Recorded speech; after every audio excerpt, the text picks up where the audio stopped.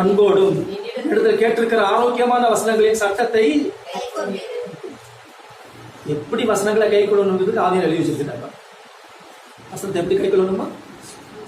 விசுவாசத்தோடும், சொல்லுவாய் திறந்து, தோடும் அன்போடும் கை கொள்ளணும். வேற வழி இல்லை. வசனத்துக்கு நம்ம என்ன செய்ய வேண்டியது? கீழ்ப்படிய வேண்டியிருக்கேன்னு சொல்லி அப்படியே ஒரு விரக்தியோட, விசனத்தோட, கட்டாயத்தோட இல்லை, அன்போடு. எத்தனை பேர் அன்போடு கை கொள்கிறீங்க? அல்லேலூயா. வசனத்தை எப்படி கை கொள்ளணும்? விசுவாசத்தோடும் அன்போடு கை கொள்ளணும். அன்பானது அன்பு ரொம்ப முக்கியம். விசுவாசம் முக்கியம், அன்பு மிக மிக முக்கியம். ஆமே, ஸ்தோத்திரம்.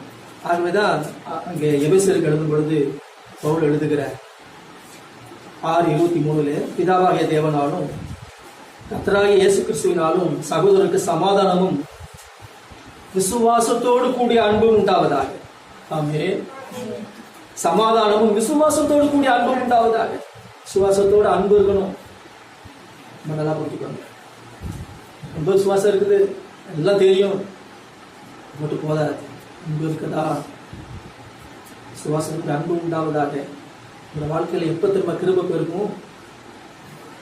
கர்த்தரின் கிருபை விசுவாசத்தோடு அன்போடு தான் பெருகுமா? அல்லேலூயா. 1 தீமோத்தேயு 1:14 வசனத்துல பாருங்கள். 1 தீமோத்தேயு 1:14 வசனம்.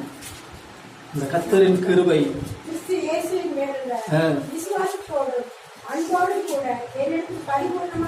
ஆமே.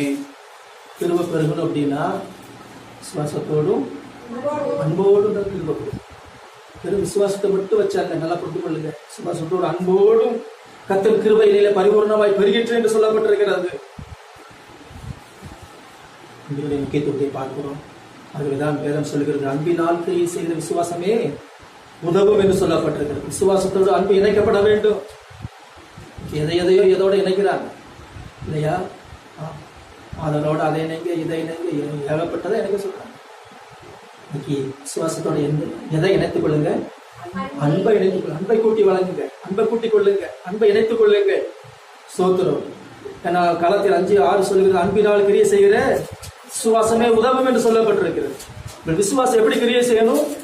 அன்பினால கிரியை செய்யணும். ஆமே, அன்பினால கிரியை செய்ய வேண்டும். உங்கள் காரியங்கள் எல்லாம் எப்படி செய்யப்பட கிடவுது? அன்போடு செய்யப்பட கிடது. 1 கொரிந்தியர் 16:14 வசனம். ஒருவர் அன்பாயிருங்கள், உங்கள் காரியங்கள் எல்லாம்